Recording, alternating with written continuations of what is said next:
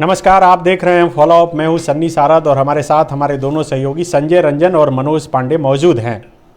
सवाल ये है कि रविंद्र पांडे, कुणाल सारंगी और राज पलिवार का क्या होगा। क्या सचमुच वे अपने दल छोड़कर यानी भाजपा छोड़कर या तो कांग्रेस या फिर जेएमएम में जाने वाले हैं। पिछले कई दिनों से झारखंड की राजनीति में ये चर्चा बहुत जोरों पर है। हर दिन ये खबर निकलकर सामने आती है, या तो आज शाम तक या फिर कल तक ये तीनों में से कोई नेता भाजपा छोड़कर कांग्रेस या जेएमएम का दामन थाम सकते हैं। सवाल ये भी है कि क्या इन्हीं तीन नेताओं की वजह से महागठबंधन अपने बचे हुए सीट पर उम्मीदवारों के नाम की घोषणा नहीं कर पा रहा है, क्योंकि इससे पहले आपने देखा कि तीन लोग दूसरी पार्टी छोड़कर कांग्रेस में शामिल हो चुके हैं। मांडू से जो भाजपा के विधायक थे जेपी भाई पटेल, वो कांग्रेस में शामिल हुए और उसके बाद उन्हें हजारीबाग से कांग्रेस का उम्मीदवार बना दिया गया। अभी हाल ही में रामटहल चौधरी जो 5 बार से बीजेपी के सांसद रहे हैं, वो कांग्रेस में शामिल हो गए हैं। कांग्रेस अभी रांची सीट पर किसी भी उम्मीदवार के नाम की घोषणा नहीं कर पाई है। तीसरा एक बहुत बड़ा नाम जो राजद छोड़कर भाजपा में गए थे, गिरिनाथ सिंह, वो भी राजद में अपनी घर वापसी कर लिए हैं और माना यह जा रहा है कि चतरा सीट पर उनकी दावेदारी है। चतरा सीट पर भी अब तक उम्मीदवार के नाम की घोषणा नहीं हुई है। आज के इस वीडियो में इसी पर हम चर्चा करेंगे कि क्या तीनों के नाम की जो चर्चा है उसमें कुछ भी सच्चाई है या फिर सिर्फ ये मीडिया की ही चर्चा है और मीडिया में ही सुर्खियां है। क्योंकि जब इन तीनों नेताओं से पूछा जाता है तब ये बोलते हैं कि नहीं, ये सिर्फ मीडिया के लिए खबर है। एक एक करके दोनों से जानेंगे। पहले पांडे जी से जान जाते हैं। पांडे जी, कुणाल सारंगी, राज पलिवार और तीसरा नाम रविंद्र पांडे, तीनों की हर दिन ये खबर निकलकर सामने आती है कि वे या तो कांग्रेस में या फिर जेएमएम में चले जाएंगे। आज शाम को ये खबर निकलकर सामने आई कि रविंद्र पांडे आज फिर कांग्रेस के प्रभारी गुलाम अहमद मीर से मुलाकात किए। पिछली बार जब मिलकर आए थे तो बोले थे कि मैं उधर से गुजर रहा था तो चाय पीने के लिए कोई बुला लिया तो हम चाय पीने गए थे। तो क्या आज फिर से चाय पीने गए थे? नाश्ता करने गए होंगे। अच्छा, आज नाश्ता करने, क्योंकि पहले से ज़्यादा वक्त लगाया। क्योंकि 5 तारीख को स्क्रीनिंग कमेटी की बैठक होनी है कांग्रेस को। हाँ। उस दिन मतलब डेडलाइन है, सबमिट करना ही होगा। तो उससे पहले हर कोई अपने अपने हिस्से का जगह खोज रहा है। रही बात जाने की, तो ये तो शारीरिक रूप से छोड़ दे तो मानसिक रूप से चले ही गए हैं। तो अब वहाँ पे चले गए हैं तो हर कोई सिर्फ ये कंफर्म कराना चाहता है कि अगर मैं आता हूँ कांग्रेस में तो मैं उम्मीदवार बनूंगा। तीनों जो तीन नाम का हम लोग जिक्र कर रहे हैं, नहीं, तीनों में जैसे आप राज पलिवार तो कल भी यहाँ थे, आज भी यहीं थे। बीजेपी के मीटिंग में, कार्यालय में हमेशा दिख रहे हैं। हाँ, वो कह रहे हैं कि ये सब अफवाह है, इससे पहले भी मेरा कई बार टिकट कटा है, मैं भाजपा छोड़ के नहीं गया। लेकिन आप क्या कर रहे हैं? देखिए, नेता बोलते क्या है करते क्या है, इसमें जमीन आसमान का अंतर है। स्वयं भगवान भी नहीं बता पाएंगे। मैं तो एक साधारण सा इंसान हूँ। तो संजय, राज पलिवार बोल रहे हैं कि ये सिर्फ अफवाह है और मीडिया के लिए खबर और सुर्खियां हैं। क्या इसमें कुछ सच्चाई है? क्योंकि कल 1-2 दिन से चर्चा है। पहले तो ये चर्चा खबर निकल के आई कि वो कांग्रेस में शामिल हो रहे हैं जिस दिन जेपी भाई पटेल शामिल हुए। बाकायदा कांग्रेस नेता पवन खेड़ा ने सोशल मीडिया पर लिख कर बताया। लेकिन अब खबर आ रही है कि वो जेएमएम चले जाएंगे। क्या ये सच्चाई है कि सिर्फ चर्चा है? नहीं, सच्चाई है। बगैर सच्चाई की कोई चर्चा नहीं हो रही है। और राज पलिवार के साथ दिक्कत एक ये है कि वो बीते कई वर्षों से जो है जेएमएम के संपर्क में रहे हैं। चूंकि गोड्डा का जो सीट है वो कांग्रेस पार्टी इंडिया अलायंस के तहत चुनाव लड़ती है वहाँ से, तो वो एक कन्फ्यूजन जो इनके साथ है कि बीजेपी से सीधे कांग्रेस में छलांग लगाना है। वैचारिक तौर पे अगर देखेंगे तो 2 अलग अलग ध्रुव हैं। और जहाँ तक बीजेपी और जेएमएम का बात है तो ये दोनों मिलकर के इसी राज्य में कई दफ़े सरकार ये लोग चला चुके हैं। बीजेपी और जेएमएम साथ में मिलकर के सरकार बनाई है और सरकार चलाई भी है। तो एक कंफर्ट सिचुएशन जो राज पलिवार अपना तलाश रहे हैं, उनको ये लग रहा है कि झारखंड मुक्ति मोर्चा वो ठीक रहेगा। लेकिन मेरे पास जो खबर है सनी, वो ये है कि झारखंड मुक्ति मोर्चा के लाख प्रयास के बावजूद गोड्डा की सीट और जो बदलाव की जो बातचीत चल रही थी, हालांकि अगले पल क्या होगा, जैसा कि पांडे जी खुद बोल ही रहे हैं कि भगवान भी नहीं जानते हैं कि नेता क्या करने वाले हैं, लेकिन कोशिश यही है कि गोड्डा से जो है राज पलिवार को उम्मीदवार बनाया जाए और इसके लिए झारखंड मुक्ति मोर्चा के भी जो बड़े नेता हैं वो भी प्रयासरत हैं। कांग्रेस में इनको जगह मिले, कांग्रेस से टिकट मिले, इसका प्रयास ना केवल राज परिवार बल्कि इनके जो हितैषी हैं झारखंड मुक्ति मोर्चा में, वो लोग भी ये कर रहे हैं। अब एक्सेप्ट नहीं करेंगे, मीडिया में बयान नहीं देंगे, कैमरा पे आपको ये बोलते रहेंगे कि नहीं मैं तो एकदम पार्टी, जिस पार्टी में हूँ वहाँ मतलब एकदम सच्चा सिपाही हूँ।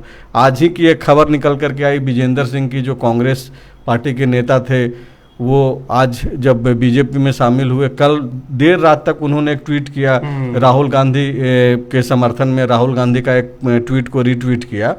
और आज जब वो जगे तो वो बोले कि कल आज मैं जब सो करके उठा तो मुझे लगा कि मैं गलत पार्टी में था। तो नेताओं की जो बातचीत है, जो दावे हैं, वो तब तक हैं जब तक वो बोल रहे हैं, अगला पल क्या होगा नहीं होगा वो एक रविंद्र पांडे जैसा कि पिछली बार जब मुलाकात किए तो कहा, वो बोले कि चाय पीने गए थे। आज पांडे जी बोल रहे हैं कि हो सकता है कि आज नाश्ता करने गए होंगे। हाँ, ठीक ही बोल रहे हैं। पांडे जी एक तरीके से तंज कस रहे हैं उन्हीं दावों के ऊपर जो नेता करते हैं, और वो यह दिखाने की कोशिश करते हैं कि बाकियों को कुछ पता नहीं चल रहा। रविंद्र पांडे क्यों मिल रहे हैं बार बार? वो कहाँ से चुनाव लड़ना चाहते हैं, गिरिडीह से या फिर धनबाद से? वो धनबाद सीट से लड़ना चाह रहे हैं, और मेरे पास जो खबरें अभी निकल करके आ रही है कि धनबाद के ही कुछ जो कांग्रेस के जो लीडर हैं वो भी इस प्रयास में हैं कि रविंद्र पांडे को जो है मौका मिल जाए, क्योंकि दावेदारी अलग अलग जगहों के लोग कर रहे हैं धनबाद से। खुद राजेश ठाकुर जो झारखंड कांग्रेस के अध्यक्ष हैं वो भी एक दावेदार हैं, अनूप सिंह की पत्नी हैं अनुपमा सिंह, वो एक दावेदार हैं, अनूप सिंह के छोटे भाई गौरव सिंह हैं, कुमार गौरव शायद लिखते हैं, तो वो एक दावेदार हैं, और इनके अलावा ददई दुबे भी दावेदार हैं। और इन सब के बीच में जिस तरीके से सरयू राय समर्थन मांग रहे हैं, और कांग्रेस पार्टी ने एक तरीके से यह स्पष्ट कर दिया है कि भाई क्यों वो सरयू राय को समर्थन करेंगे, तब जबकि उनके पास ऑलरेडी कई सारे वहाँ पे कैंडिडेट्स हैं। इसका मतलब साफ है कि कांग्रेस ये सीट किसी को अभी नहीं देना चाह रही, मतलब उम्मीदवार अपने अलावे किसी और बाहरी उम्मीदवार को वहाँ पर उतारने के मूड में नहीं है। यही वजह है कि देर हो रही है, चाय के बाद नाश्ता करना पड़ रहा है। नहीं, बिल्कुल देरी की जो एक वजह है वो तो ये है ही, और दूसरी बात जो सबसे मजबूती देता है, बल देता है इन बातों को, कि अभी चूंकि तुरंत भर में इलेक्शंस वहाँ होना नहीं है, एनडीए ने अपना उम्मीदवार का ऐलान कर दिया है, तो ये लोग आराम से जो है देखना चाह रहे हैं कि कौन कौन से लोग जो है और आने की कोशिश में हैं, या फिर और क्या हो सकता है। रविंद्र पांडे उसी दिशा में बढ़ रहे हैं, जैसा कि पांडे जी बोल रहे हैं 5 तारीख को जो एक महत्वपूर्ण बैठक होनी है उसके पहले सारी तैयारियां कर लेनी है। 5 तारीख को एक और बैठक है, जेएमएम विधायक दल की भी बैठक होनी है, जेएमएम विधायक दल की भी बैठक होनी है यहाँ पे। तो ना केवल रविंद्र पांडे, राज परिवार, और बल्कि जो जमशेदपुर से जो इच्छा जाहिर कर रहे हैं, हालांकि सामने तो वो नहीं बोलेंगे, आप उनसे बात करेंगे तो वो भी बोल देंगे कि ऐसी कोई बातचीत नहीं है। कुणाल सारंगी की मैं बात कर रहा हूँ। कुणाल सारंगी भी झारखंड मुक्ति मोर्चा के नेताओं के संपर्क में है, ना केवल संपर्क में है बल्कि दिन में जो है 5-5 दफ़ा 6-6 दफ़ा जो है एक दूसरे से बातचीत भी कर रहे हैं। अब सिर्फ हरी झंडी का इंतजार हो रहा है कि हेमंत सोरेन के तरफ से जो है हरी झंडी मिले, झंडी हेमंत सोरेन से मिले, इसका इंतजार हो रहा है। लेकिन मीडिया में ये भी चर्चा है कि हेमंत सोरेन ने ये मैसेज भिजवाया है कि किसी भी बाहरी उम्मीदवार पर पार्टी दाव नहीं लगाने जा रही है, अपने ही जो समर्पित लोग हैं, कार्यकर्ता हैं, उसे ही उम्मीदवार बनाने जा रही है। तो सवाल यही है कि जेएमएम और कांग्रेस के तरफ से बाकी जो सीटें बची है उस सीट पर आखिर उम्मीदवारों के नाम की घोषणा क्यों नहीं हो रही है? पांडे जी, 2 पर तो चर्चा की है, कुणाल को लेकर क्या चर्चा है? क्या सिर्फ ये सचमुच में मीडिया में चर्चा है, और कहीं ना कहीं तीनों के नाम को लेकर जो चर्चा है उनके तो राजनीतिक भविष्य को लेकर भी सवाल खड़ा होगा फिर? नहीं, पार्टी में भी जेएमएम में भी उनको लेकर बहुत चर्चा है, लेकिन वहाँ फाइनल निर्णय लेना है हेमंत सोरेन जी को। तो हेमंत सोरेन जी तक जब तक ये बात पहुँचेगी, हेमंत सोरेन जी क्या वहाँ से फीडबैक देंगे, वो जो आदेश निर्गत करेंगे उसी के अनुसार उनका होना है। लेकिन इन सब के अलावा बहुत सारी पहलुओं पर एक साथ चिंतन मंथन चल रही है। जैसे कि जेएमएम बताया संजय ने कि जेएमएम की इच्छा है कि भाई राज पलिवाल को मिल जाए, कांग्रेस दे दे, तो उसी तरीके से जेएमएम दे दे। हाँ, नहीं कांग्रेस सीट दे दे। हाँ, मतलब उनको दे दे तो वो मतलब एक तरीके का लड़ाई हो जाएगा। उसी तरीके से गिरिडीह सीट को भी लेकर चल रहा है। उसी तरीके से फिर महिला को भी लेकर चल रहा है कि महिला को अगर वहाँ पे हम लोगों को उम्मीदवार बना देंगे हाँ तो तो फेवर धनबाद में से दो सिंह का चर्चा है, एक तो अनूप सिंह की पत्नी का हाँ। और एक श्वेता सिंह का, हाँ। इन दोनों की भी चर्चा है। तो ऐसे हाँ पूर्णिमा रेस में नहीं है अब कहीं, तो ये पूर्णिमा खुद से मना कर दी है, इसी चर्चा है। हाँ तो इन सब के अलावा एक लड़ाई उनको आरजेडी से भी लड़नी है कि भाई पलामू और चतरा में से एक लीजिए, और एक नहीं लेंगे तब तो फिर एक पे क्यों दोस्ताना होगा, फिर दोनों पे दोस्ताना हो जाएगा। तो इस तरीके का कांग्रेस ये भी दबाव बना रही है कि अगर आरजेडी अपने बात पे नहीं टिकी, एक सीट पे पलामू या चतरा में से कोई एक ले तो इनके मंत्री को ड्रॉप कर दिया जाए। फिर कोई मतलब नहीं बनता एक मंत्री को बिना पूछे देने का। तो ऐसे कई तरीके की चर्चाएं चल रही हैं, लेकिन देखिए स्क्रीनिंग कमेटी की बैठक अगर इतनी पेंच है तो 5 को होनी है, लेकिन 5 के बाद वाकई में डिक्लेयर हो जाएगा या फिर कुछ और दिन इंतजार किया जाएगा। अभी इंतजार और करना पड़ सकता है। हो सकता है अगर इतनी पेच है तो निश्चित है कि 6 तारीख को नहीं होगा सारे सीटों का ऐलान। इसे तो नुकसान ही होगा धीरे धीरे, चूंकि कैंडिडेट नहीं बनने से उस हिसाब से प्रचार प्रसार नहीं हो पा रहा होगा। नहीं ऐसा नहीं है, समय पर्याप्त होता है एक चुनाव लड़ने के लिए। जो नेता, चूंकि लोकसभा का इलेक्शन कोई इंडिविजुअल नहीं लड़ता, पार्टी लड़ती है और कार्यकर्ता और उनके समर्थक होते हैं। तो जो लास्ट डेट नॉमिनेशन का होता है उस दिन से लेके वोटिंग डे के दिन में भी 21 से 23 दिन जो बचता है ना, तो लोकसभा में मान लिया जाता है कि हर अगर विधानसभा भी टच कर लिया प्रत्याशी तो बाकी पार्टी और कार्यकर्ताओं का काम है वो मतलब आपसे और संजय दोनों से बातचीत करने पर ऐसा लग रहा है कि तीनों आने के लिए तैयार हैं, लेकिन तीनों चाह रहे हैं कि हम लोगों का सीट कंफर्म हो जाए उसके बाद हम लोग आएंगे। मतलब वेटिंग और आरएसी में नहीं हम आने वाले हैं। नहीं, इसीलिए आप देख लीजिए विधायक दल की बैठक जेएमएम में बुलाई गई है। अब तो जाहिर सी बात है कि जेएमएम के विधायक तो तय नहीं करेंगे कि कौन होगा उम्मीदवार, लेकिन वो चर्चा की जाती है कि भाई फॉर्मेलिटी है, हाँ, कि नहीं कोई नाम की चर्चा नहीं होगी, कैसे लड़ाई लड़ना उस पे चर्चा होगी।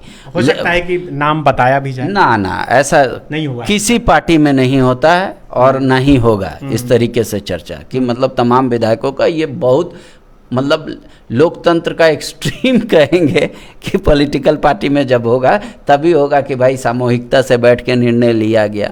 सामान्य तौर पे ऐसे नहीं होते, 2-4 लोग जो होता है अब तक मतलब ये ऐसा है कि लेफ्ट पार्टियों में पोलित ब्यूरो उस तरीके से तय करता है और बीजेपी में भी जो संसदीय बोर्ड है। लेकिन अब होता क्या है लेफ्ट छोड़ करके, जैसा पांडे जी बोल रहे हैं कि संसदीय बोर्ड की बैठकों में भी जो है ये तय कर दिया जाता है कि संसदीय बोर्ड ने तो तय कर लिया, बैठक कर ली, और अब 2 नाम को जो है जिम्मेवारी दे दी जाती है कि भाई फलाने जी जो है अब तय करेंगे। तो हो सकता है कि जेएमएम का विधायक दल की बैठक में लोकसभा चुनाव लड़ने की रणनीतियों पर चर्चा हो और ये तय कर दिया जाए कि भाई गुरु जी जो है तय करेंगे। तो ये सब चीजें चल रही है। लेकिन संजय अभी तक की जो चर्चा में बात निकल के आई उसमें यही आया कि 3 नाम जिस पर हम लोग चर्चा कर रहे हैं, राज पलिवार, रविंद्र पांडे और कुणाल सारंगी।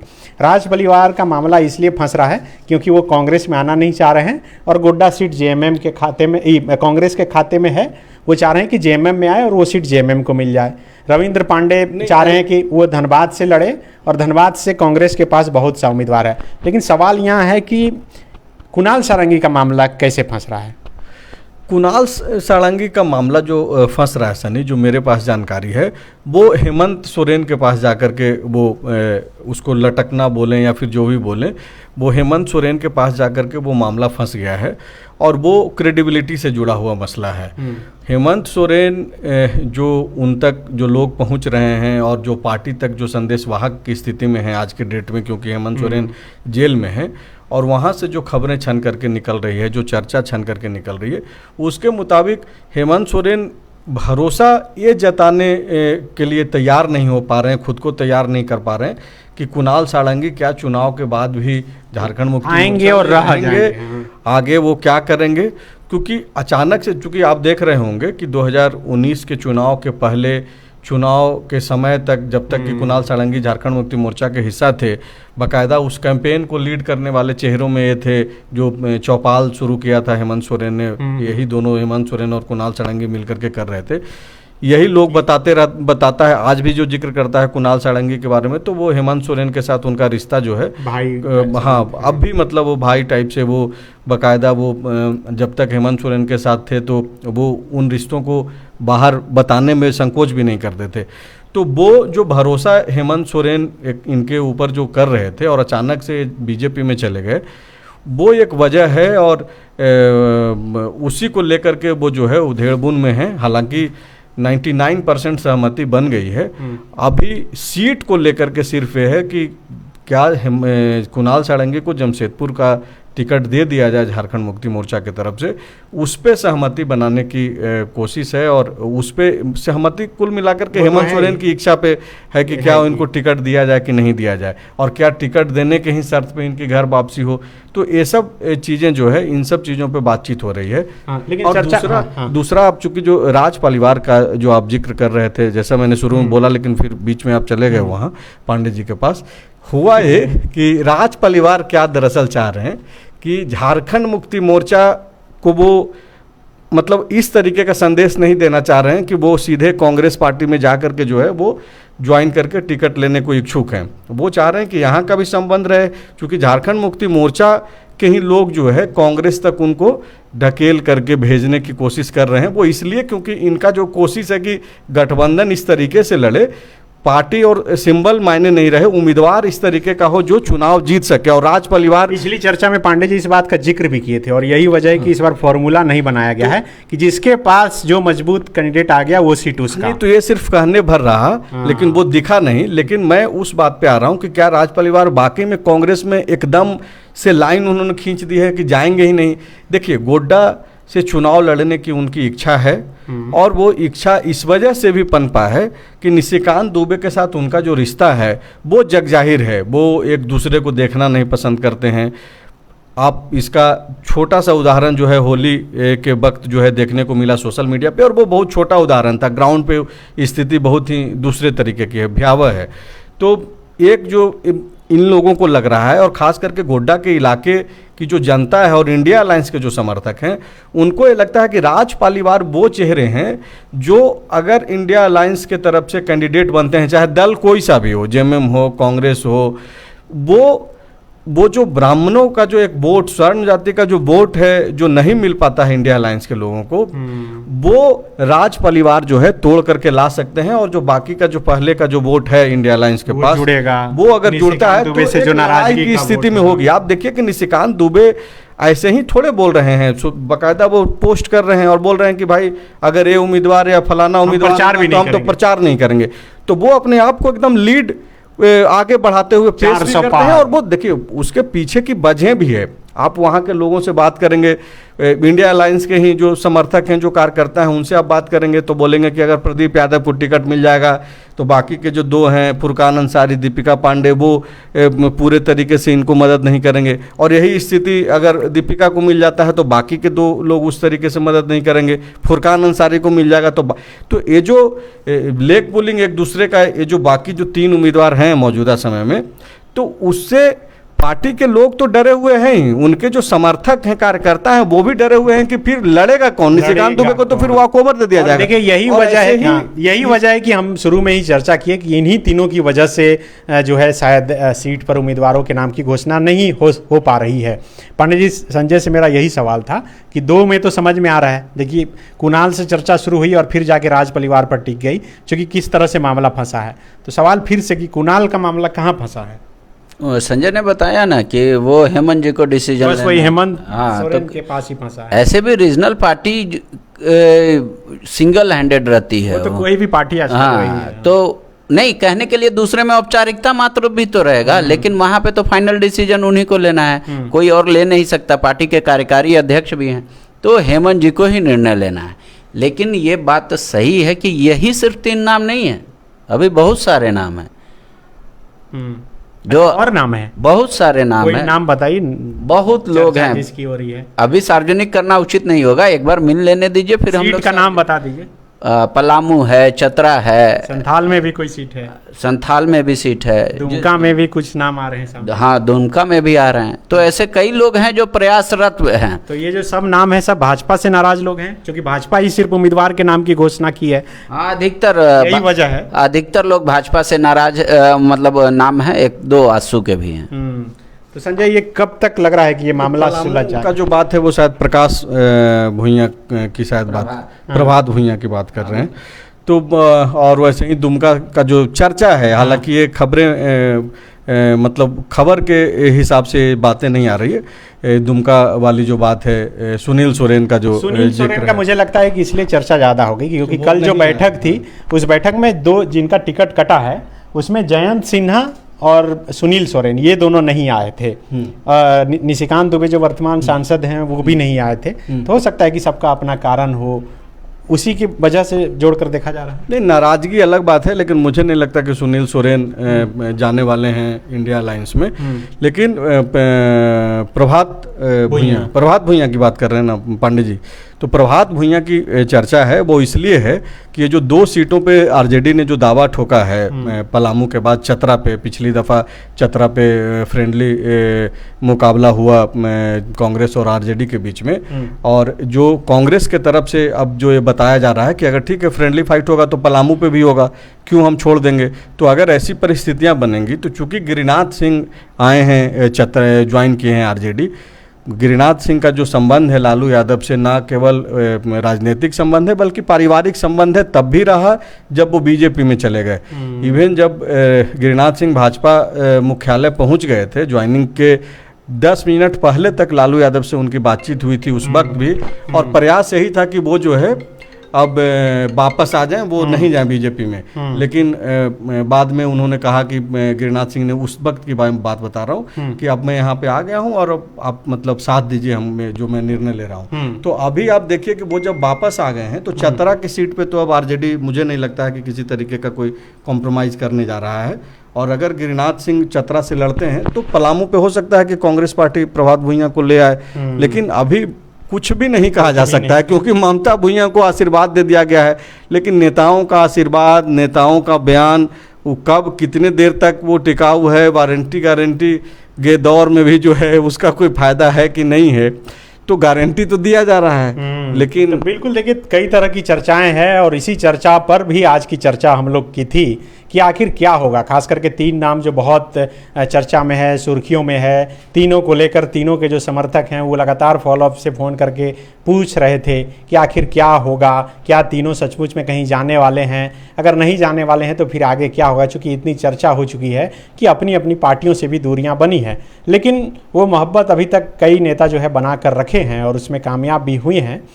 अब मुझे लगता है कि जब तक सीटों पर उम्मीदवारों के नाम की घोषणा नहीं हो जाती है तब तक ये सस्पेंस बरकरार रहेगा। और ये सस्पेंस, जैसा कि 5 तारीख को मीटिंग है स्क्रीनिंग कमेटी की और यहाँ पर जेएमएम विधायक दल की बैठक भी है, 5 के बाद 1-2 दिन के बाद तक बहुत सी तस्वीरें साफ हो जाएगी और उसके बाद पता चल पाएगा कि कौन कहाँ जाता है और कौन कहाँ से उम्मीदवार होता है। कुछ कमेंट है वो ले लेना चाहिए। एक दीमक सोए हैं, वो पूछ रहे हैं कि जेवी तुवेद भी भाजपा छोड़कर झामुमो आ रहे हैं, ये बता रहे हैं या फिर पूछ रहे हैं नहीं मालूम है, लेकिन क्या इसकी चर्चा है पांडे? कांग्रेस में चर्चा है, जेएमएम में नहीं। अच्छा, चाईबासा सीट कांग्रेस के खाते में है, लेकिन वो तो जेएमएम इस बार दावा कर रही है। हाँ, लेकिन अभी बोला ना कुछ भी फाइनल नहीं है, कांग्रेस में चर्चा है। महेश प्रधान हैं, चाईबासा का क्या अपडेट है ये पूछ रहे हैं। पांडे जी बोल रहे हैं कि अभी तो यही तय नहीं है, हालांकि अब तक चाईबासा को लेकर के बहुत ज़्यादा धुंध नहीं है। चाईबासा झारखंड मुक्ति मोर्चा लड़ने जा रहा है, ये स्पष्ट है। कैंडिडेट कौन होगा उसमें कई सारे नाम हैं। दशरथ गगरई का नाम सबसे ज़्यादा चल रहा है कि वो कैंडिडेट हो सकते हैं, लेकिन अब देखिए जब तक ये अनाउंस नहीं हो जाए तब तक कुछ भी जो बात है, कोई भी जो बात है वो आखिरी है। और इनके अलावे राहुल करके एक हैं, वो पूछ रहे हैं कि कुणाल सारंगी का क्या हुआ। कुणाल सारंगी का क्या हुआ, थोड़ी देर पहले हम लोग चर्चा कर रहे थे। कुणाल सारंगी प्रयास में हैं झारखंड मुक्ति मोर्चा में वापसी को लेकर के, लेकिन वेटिंग फॉर पोस्टिंग मोड में हैं। तो कब तक उनकी पोस्टिंग होती है, घर वापसी होती है, क्या टिकट के लिए भी उनको बोला जाता है, तो ये सारी चीज़ें हैं। कुंदन यादव हैं, गोड्डा का क्या होगा, गोड्डा को लेकर के हेडिंग में ही आप देख रहे होंगे कि राज पालीवार के नाम का हम लोग जिक्र कर रहे हैं। राज पालीवार चर्चा में हैं और बताया ये जा रहा है कि वो भी उम्मीदवार हो सकते हैं। इनके पहले 3 उम्मीदवार और हैं, प्रदीप यादव, फुरकान अंसारी और दीपिका पांडे सिंह। लेकिन उम्मीदवार कौन होगा जब तक कि अनाउंस नहीं हो जाता है, सारे नाम तैरते रहेंगे। लेकिन प्रयास इस दिशा में हो रहा है कि राज पालीवार ज्वाइन करें कांग्रेस और उम्मीदवार हों। इसके अलावे रंजन कुमार महतो हैं, वो बोल रहे हैं कि फेक न्यूज़ मत चलाइए। फेक न्यूज़ क्या चला रहे हैं वो आप बताइए, उसके बाद हम लोग बताएंगे। फेक न्यूज़ हमारे यहाँ नहीं चलता है, हम लोग नहीं चलाते हैं, डिस्कशन कर रहे हैं। आपको अगर किसी खबर पे आपत्ति है तो आप बताइए, वो भी हम लोग पड़ताल करेंगे।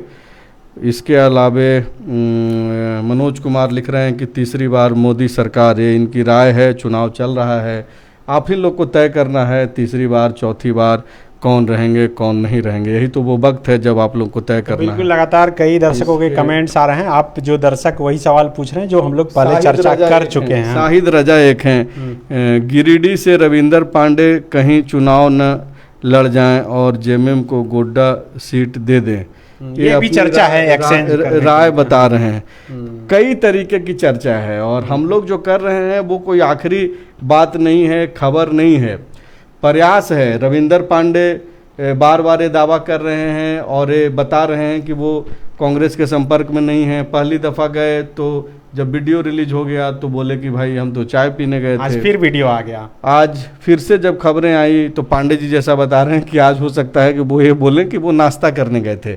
राज पालीवार के कांग्रेस में ज्वाइन होने की खबरें जब हम लोगों ने चलाई तो कई तरीके की बातचीत हुई, आप लोगों में से कई सारे लोगों ने सवाल उठाया। बाद में पवन खेड़ा ने एक ट्वीट कर दिया और बाकायदा इनका नाम का जिक्र किया।